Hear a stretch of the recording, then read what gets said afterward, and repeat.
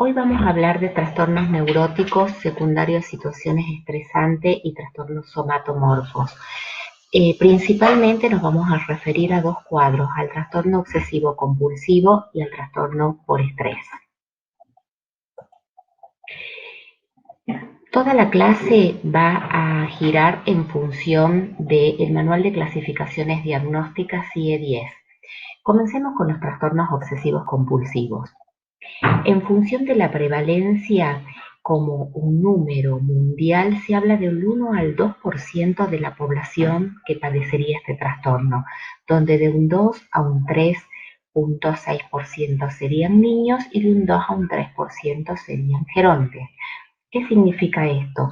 Que 50 millones de personas en el mundo pueden padecer este trastorno y que solamente en Estados Unidos hay 1 millón de niños y de adolescentes con este trastorno diagnosticado. En cuanto a la relación mujer-varón, es de 1 a 1, o sea que es un trastorno con una prevalencia mundial importante. Este cuadro tiene un inicio temprano, por lo general durante la niñez y la adolescencia. El 50% de los trastornos obsesivos compulsivos tienen el diagnóstico antes de los 15 años y el 65% antes de los 25 años. No es común el inicio del cuadro después de los 40 años, por lo cual es importante tener en cuenta este dato porque de presentarse síntomas de trastorno obsesivo compulsivo tenemos que pensar en diagnósticos de comorbilidad. Los hombres tienen un inicio más temprano que las mujeres, pero es como dato tal vez importante y a recordar que siempre el primer síntoma se va a presentar antes de los 18 años en un 80% de los cuadros. Cuando se presenta el primer síntoma hasta que el paciente llega a la consulta, aproximadamente pasan 7 años. Esto lleva tal vez a una idea de cómo el paciente empieza a registrar sus primeros cambios y lo mucho que cuesta aceptar tal vez la intervención de psiquiatría o la consulta con salud mental.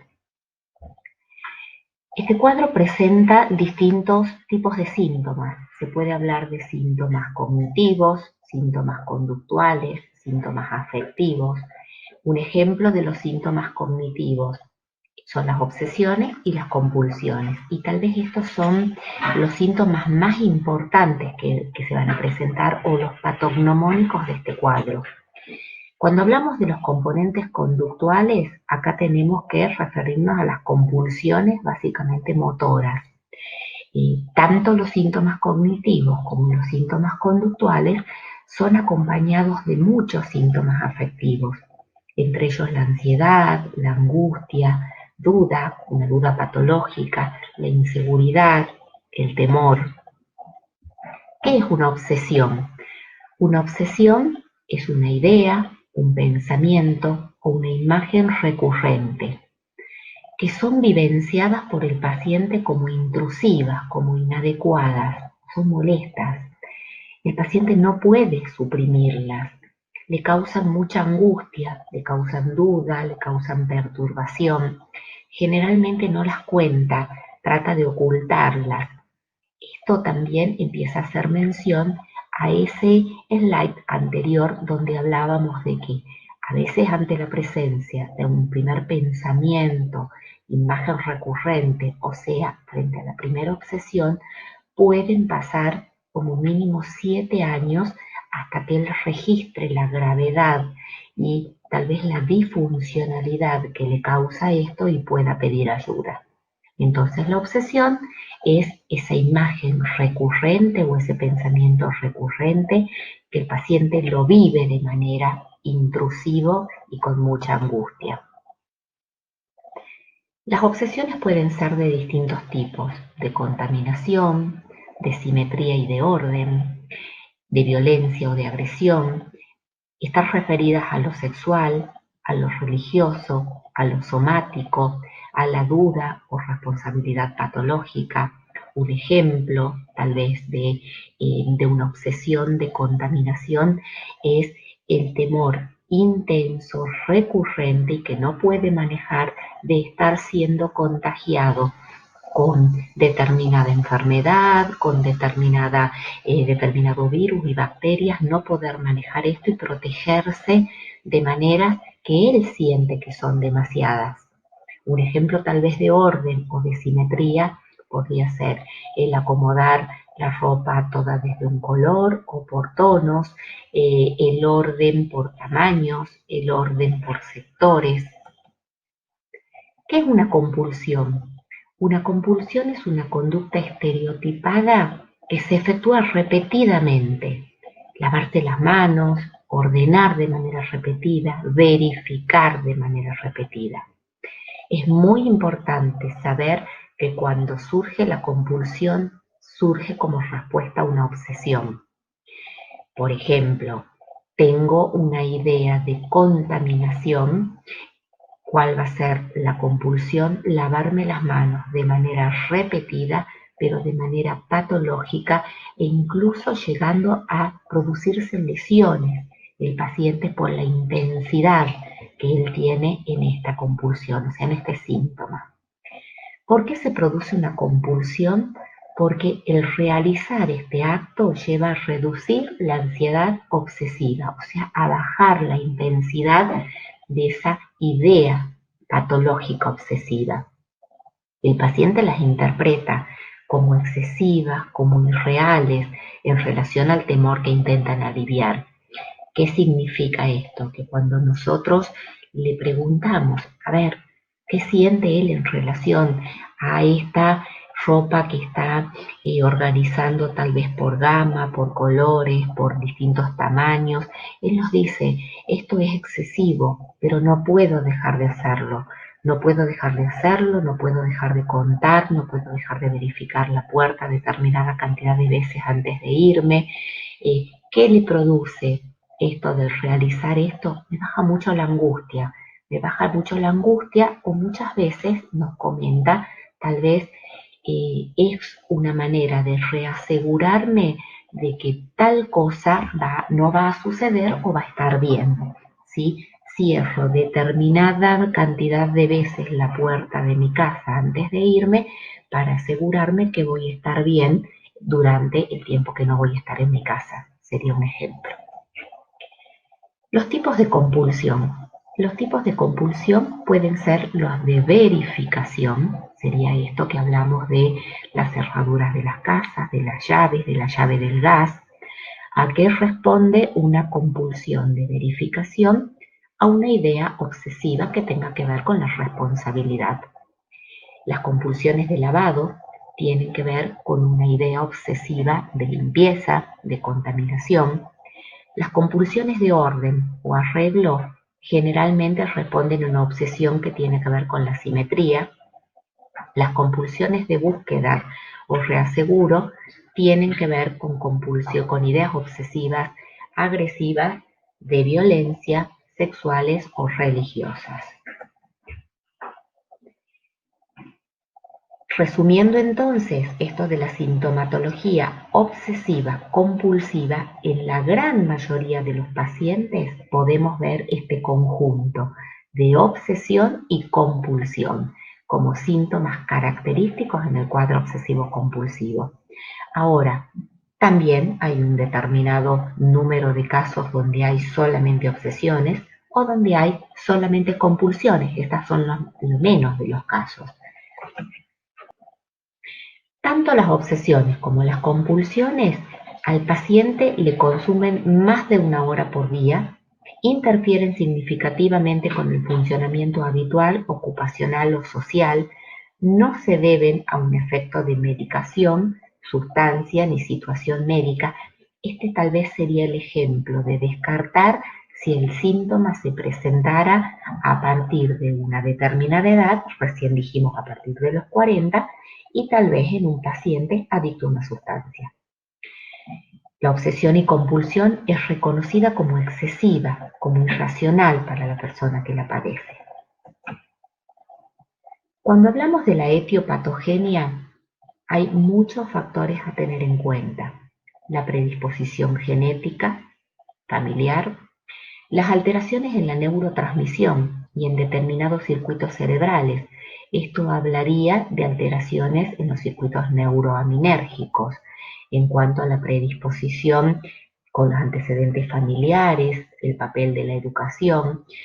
Se ha visto presencia de trastornos obsesivos compulsivos en gemelos, en hermanos o en personas que tal vez no eran hermanas o no eran parientes biológicos, pero que habían sido criados por la misma persona que tenía un patrón de obsesiones y de compulsiones en sus hábitos diarios. Podría deberse a creencias distorsionadas y aprendizajes erróneos.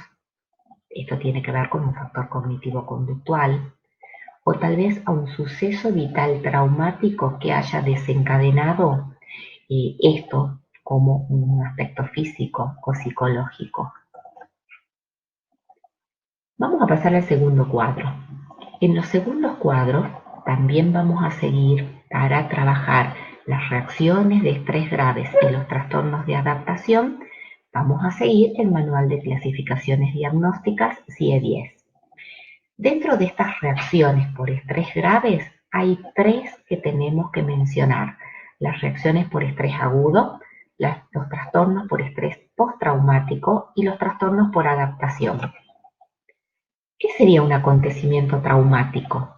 Un acontecimiento traumático tiene que ver con una situación traumática que pueda impactar de manera muy fuerte la realidad psíquica y física del sujeto. Son ejemplos una situación bélica, aquel paciente que vino de estar en combate, que pasó por un bombardeo. Ejemplo de esto fueron las personas, tal vez en la Argentina, que estuvieron en el evento AMIA y que a partir de allí hicieron este cuadro. Otro acontecimiento traumático podría ser una situación en la vida civil, una catástrofe natural o una catástrofe tal vez provocada por el hombre. Las personas que tuvieron que enfrentar un tsunami, un accidente de aviación, un accidente automovilístico. Cuando más grave sea el evento, mayor va a ser el acontecimiento del evento traumático que quede inscrito tanto en lo físico como en lo psíquico de este paciente. También puede ser un acontecimiento traumático la violencia suscitada dentro de una sociedad civil que esté en tiempos de paz. No hay peor situación que sea registrada como traumático que una violación. También acá podemos decir un robo a mano armada, un robo donde haya estado la presencia de la familia, donde se haya sentido, tal vez es importante acá mencionarlo, donde se siente que la propia vida o la vida de alguien muy cercano está en peligro y donde se siente la realidad de la posibilidad de la muerte de manera cercana. ¿Cuáles son los trastornos que pueden quedar como secuela de todos esos traumas que hablamos recién? Una reacción por estrés agudo, un trastorno de estrés postraumático, un trastorno de estado de ánimo, un cuadro depresivo sería el ejemplo acá, un trastorno de ansiedad generalizada, un trastorno de pánico, trastornos en la conducta, que esa persona empiece a abusar de sustancias, haga una anorexia, una bulimia o empiece con autoagresiones a partir de ese evento. Estados disociativos. Acá se mencionan las amnesias disociativas. Que se agraven patologías clínicas de somatización, que a partir de ese evento ese paciente empiece con colon irritable, gastritis, que haga un infarto. O hay casos donde realmente no se presenta ninguna enfermedad. Acá se hablaría de que hay un correcto afrontamiento efectivo. Cuando existe el trauma, ¿cuál sería el riesgo tal vez o el porcentaje de que este paciente sufra un trastorno por estrés postraumático? Va de menos en más. El peor de los eventos que impacta en el ser humano son los estados de robo, de violación, el haber sido golpeado brutalmente, toda la invasión que tiene que ver con la agresión en la esfera sexual. Y a partir de allí empieza tal vez un menor impacto, empieza un mejor afrontamiento del evento. Cuando más invadida se haya visto la persona y cuando más cercano haya sido el riesgo de muerte, mayor es el estado de estrés en el que la persona va a quedar. Entonces podemos mencionar dentro del riesgo un factor pretraumático, un factor que tiene que ver con el evento traumático y factores posteriores a ese evento. ¿Qué sería lo pretraumático? ¿Cuál es la personalidad previa? Si esta persona tenía algún cuadro de ansiedad, de depresión preexistente, su historia social y su historia de vida, su historia familiar, si hubo antecedentes de maltrato, de abuso, si hubo la existencia de algún trauma temprano. Todos estos factores pretraumáticos van a determinar la manera en que uno puede afrontar o enfrentar un estrés o tal vez el evento traumático. El evento traumático ya dijimos que va a depender en cuanto a la gravedad, la frecuencia, si fue una sola vez o veces simultáneas, el tipo de evento, si este tipo de evento tiene que ver con una pérdida cercana, con una muerte, enfrentar una muerte, con la cercanía que tuvo el evento. En función de este paciente previo y en función del nivel de evento por el que se haya atravesado, se van a determinar también los factores postraumáticos.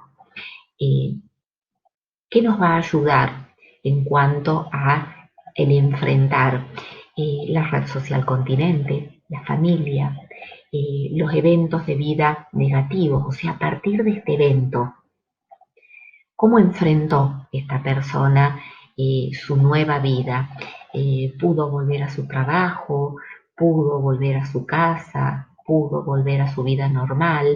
Esto nos habla de estrategias de afrontamiento.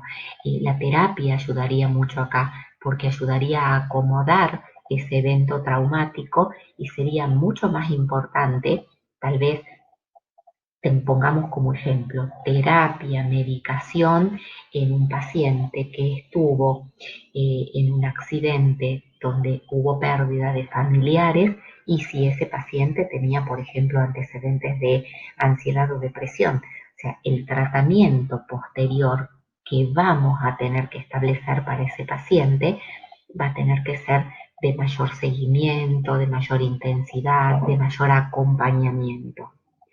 Entonces del evento van a quedar esos factores postraumáticos.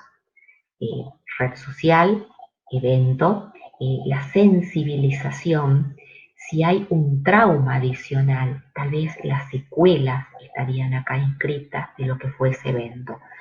Todos estos factores, repito, en lo pretraumático, en el trauma en sí y en función de la respuesta que hubo al trauma, van a ocasionar la gravedad o la presencia de un trastorno de estrés postraumático. Dicho de otra manera, cuando tengamos que diagnosticar, establecer una cura, un acompañamiento para este cuadro, tenemos que tener en cuenta estos tres tipos de factores porque nos van a marcar las líneas del tratamiento. En el trastorno por estrés agudo hay síntomas claves.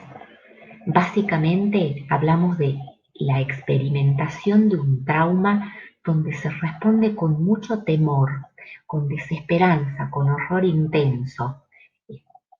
A ver, lo revisemos. Es un trauma que ocasiona un grado muy intenso de este temor, desesperanza u horror.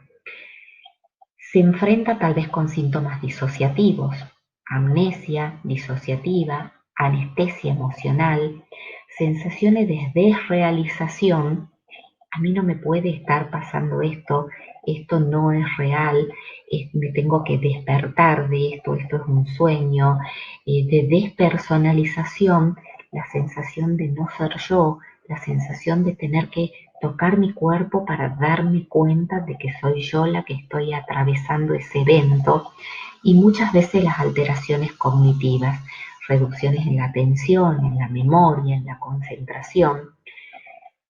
Ocurre el trauma, respondo con estos síntomas disociativos y empieza en mí la reexperimentación.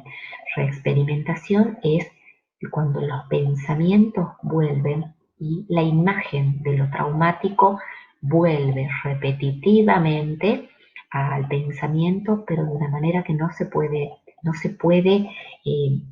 anular. Trato de evitar hablar de ese trauma, o el solo recuerdo me origina una hiperactivación autonómica, taquicardia, no poder dormir, comer de manera diferente. En un trastorno de estrés agudo tenemos que hablar de inicio y de duración del cuadro. ¿Cuáles serían entonces los síntomas claves de un trastorno de estrés postraumático? El reexperimentar el evento traumático. Esto se hace mediante, o lo vamos a escuchar mediante un recuerdo intrusivo. Él permanentemente me está hablando de esto, de la imagen que vuelve, el flashback. Flashback es cuando el paciente está realizando cualquiera de sus actividades y esa actividad es interrumpida por la presencia de la imagen de lo que ha pasado. El evento vuelve en las pesadillas o en respuestas físicas y emocionales exageradas a estímulos relacionados con el trauma.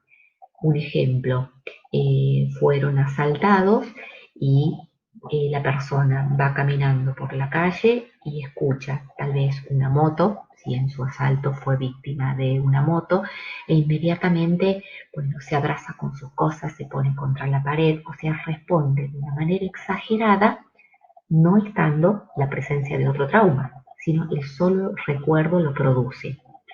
¿Qué pasa con el paciente? ¿Cuál va a ser otro síntoma? Trata de evitar o produce un gran embotamiento afectivo y cognitivo.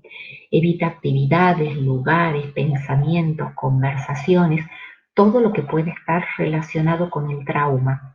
O muchas veces hay una amnesia. Él puede recordar que él estaba en la ruta y que iba a determinado lugar y que después se despertó en el hospital. O sea, hay una amnesia psicógena relacionada tal vez con un accidente, o sea, con el recuerdo traumático. O empezamos a ver síntomas que tienen que ver con un cuadro depresivo. Disminuye su interés, la anestesia emocional. También podemos encontrar síntomas de hiperactivación. Se le altera el sueño, está irritable, no puede concentrarse, está hipervigil, está con una respuesta exagerada al susto. Todas estas cosas, piensen ustedes a medida que lo vamos charlando y lo vamos revisando en alguien que fue asaltado y cómo fue viviendo estas distintas esferas sintomáticas. La esfera emocional puede presentar también síntomas claves, síntomas que tengan que ver con pérdidas de interés, empieza a aislarse, restricción afectiva, recién dijimos embotamiento, la presencia de cuadros de tipo depresivo. Cuando hablamos del tratamiento de los trastornos obsesivos compulsivos y de un trastorno de estrés postraumático, de un trastorno de estrés grave, es muy importante el diagnóstico adecuado. En el diagnóstico adecuado tenemos que tener en cuenta la presencia de esos síntomas clave que hemos revisado, la presencia de una patología comórbida, la presencia de cómo era antes del evento este paciente, cómo es la familia, cómo es su historial de vida, cómo es su historial tal vez farmacológico. Una vez que llegamos al diagnóstico adecuado, por supuesto que acá también estarían incluidos análisis que nos puedan o detectar algún cuadro o tal vez mediante los cuales podamos descartar cuadros endocrinológicos, cuadros que puedan haber tenido que ver con el desencadenamiento de este evento. Una vez que tenemos el diagnóstico, es muy importante la información, la psicoeducación que le vamos a dar al paciente. Estos son cuadros de larga data. El trastorno obsesivo compulsivo es un cuadro crónico con el cual es muy importante la psicoeducación, porque tenemos que enseñarle a vivir al paciente con determinados síntomas y con la idea de una medicación y con la idea de un funcionamiento diferente en todas sus áreas. A partir de la psicoeducación vamos a hacer dos tipos de pilares: el pilar farmacoterapéutico y el pilar de la psicoterapia. La psicoterapia tiene que ser una terapia educativa, donde vamos a contarle, enseñarle, explicarle lo que él tiene, por qué lo tiene. Si es necesario, vamos a tener que explicarle lo que significa un conflicto neuroaminérgico, que es lo que él está sintiendo con sus reacciones. Y a partir de allí, de la terapia educativa, también podemos empezar a pensar en terapias de acompañamiento familiar, si fuese necesario, y en el paciente la terapia cognitivo-conductual. Esta es la línea terapéutica que, en función de los estudios realizados, es la línea que tiene mayor aceptación y tal vez mayor efectividad en este tipo de cuadros. Si hablamos de la parte farmacoterapia, hay distintos grupos químicos con los que podemos enfrentar esto. El grupo de los tranquilizantes menores, que allí estarían las benzodiazepinas. ¿Qué busco con esto? Calmar la angustia, calmar la ansiedad, que el paciente pueda dormir mejor, que el paciente pueda atravesar los momentos agudos y de ansiedad, hasta que empieza tal vez a hacer efecto una segunda línea de medicación, que es lo más estable, que serían los antidepresivos. Podemos usar distintos tipos de antidepresivos: los inhibidores de la recaptura de serotonina, los duales, los tricíclicos.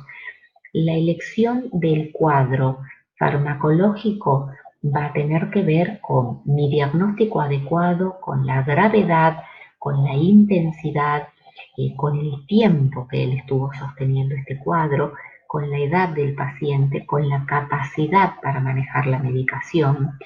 Todo esto son aspectos que son también trabajados en la psicoeducación. Bueno, hasta acá hemos trabajado los aspectos más importantes de estos cuadros. Queda en ustedes el que, si surge alguna consulta, estamos a disposición en los trabajos prácticos. Muchísimas gracias.